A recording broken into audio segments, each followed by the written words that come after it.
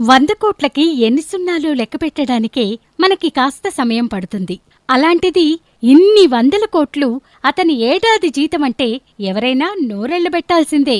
ఈ multi million dollar జీతం అందుకుంటున్న మన భారతీయుడు గురించి మీకు తెలుసా? అతని జీతం 1250 కోట్లు. వినడానికే భయమేస్తుంది సామాన్యుడికి. కానీ ఇది నిజం. అతని పేరు నికేష్ అరోరా. ఇతనిది పంజాబీ కుటుంబం.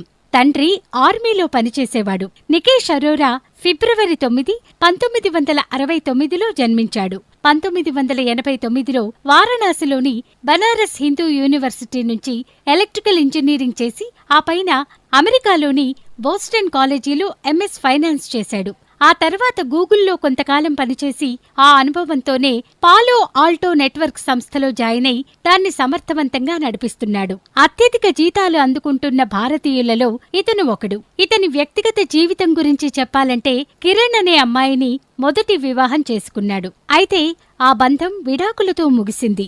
ఈ జంటకు ఒక కుమార్తె కూడా ఉంది. వీరిద్దరి గురించి పెద్దగా వివరాలేవీ తెలియరాలేదు.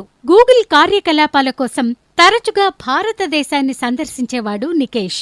ఆ సందర్భంలో నికేష్ ఒక సామాజిక కార్యక్రమంలో ఢిల్లీ వాస్తవ్యురాలైన అయేషా థాపర్ను కలిశాడు. 2014లో నికేష్ అరోరా మరియు అయేషా థాపర్ ఇటలీలో అంగరంగ వైభవంగా పంజాబీ శైలిలో 3 రోజుల వేడుకగా ఈ వివాహం చేసుకున్నారు. అయితే అయేషాకు కూడా ఇది 2వ వివాహం.